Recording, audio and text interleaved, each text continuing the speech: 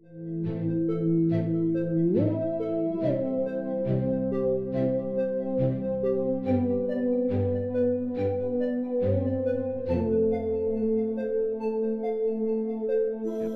4, here we are.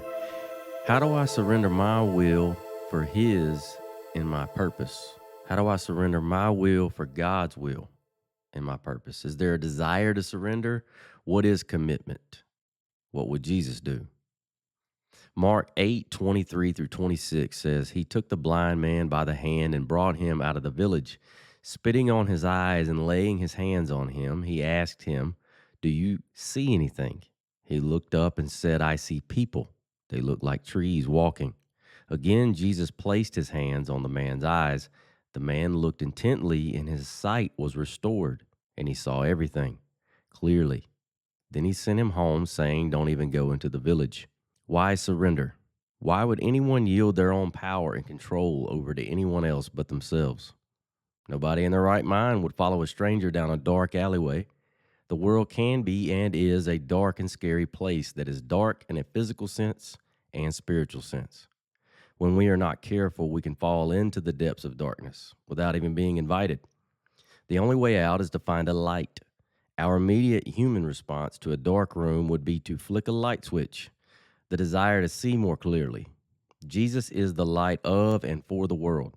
If you love to be able to see, turn to Jesus. Follow him because you love him. Respond to him like he responds to you. You'll always find your way out of a dark room.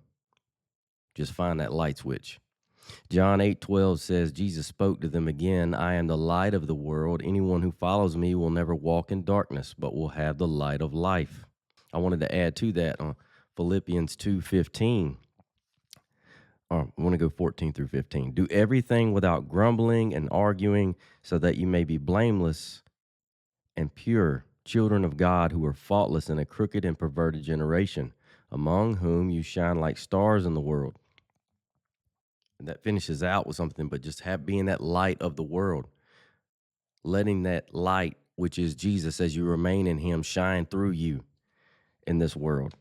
We can get on Facebook or social media, YouTube, wherever at, and we get to arguing with each other on comment threads and things like that. And I'm saying this generally. I'm not saying this that you're the one doing that. I'm just saying that we see these things all over the place now, and we quarrel, we argue with each other. Where it could be something just petty or something little that grows into something greater, that grows into something that's just hideous, and we forget that when we do that, or I don't want to say we forget. Some people know they're doing it. Partaking in that darkness and making the world a darker place, the light's going to win. You can't drown out the light. Jesus is going to win. He already did. Spoiler alert.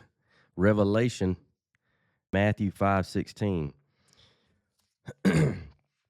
In the same way, let your light shine before others, so that they may see your good words, in the same way, let your light shine before others, so that they may see your good works and give glory to your Father in heaven. We want to give glory in what we do. We're not giving glory in what we do if we're doing it just for ourselves, if we're not fully surrendering to him. The story about the blind man, I've seen it and I've studied it several different ways, and what it always goes back to in my mind is when he's allowing him to see for the first time, he looks up and he can't really see everything. He sees what he thinks he sees until that second time. Sometimes I need to rub my eyes a couple of times before I realize, oh, this is the way I need to be walking. This is the way that Jesus told me to walk right here. It's not my way over here. That's what I wanted to do. That's what I wanted to do in the flesh. I want to go over here and do it this way, because that actually doesn't work out too well every time at all. So the world being a dark place, it's as simple as turning on the light switch. It's as simple as turning to Christ and seeing what he did. Why did he do it? If I can't be fully committed to him, how am I going to be fully committed to my wife, or fully committed to my children, or fully committed to my career, as an educator or fully committed, you just keep filling in the blank or whatever you do. If you can't be wholeheartedly fully committed in what you're doing right now and you feel that way, it's probably because, and this is what I realized personally, my testimony is because I'm not fully committed to Christ. I need to go over here. I need to get back in the Word. It's not just a one and done for the week on a Sunday. It's serving others. It's how is God calling you? How is He calling you to serve others? How is He calling you to have compassion on others? Compassion is a big thing with King Christ. He came down here to serve others. He didn't come down here to sit on his throne and be like, y'all serve me. Nah. He showed us what to do. Follow that. That's that light that I always talk about. It's so clear to me when I speak about it, no pun intended. But to do it joyfully is tough sometimes. That's why we got to see how he did it. That's where our will is out of the equation. Excuse me. You are not going to be able to do anything in life without the Spirit of God, without the Spirit of Christ, without the Holy Spirit in you and doing things your own way. I wrote something at the beginning in my Bible a while back. Jace Robertson quote, "Without the Spirit of God, nothing is possible. With Him, everything is. With God, everything is possible. With Christ, anything is possible if it's for the greater good of having compassion on others and serving others and building others up.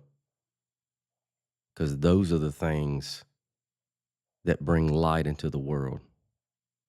Those are the things that build on this planet.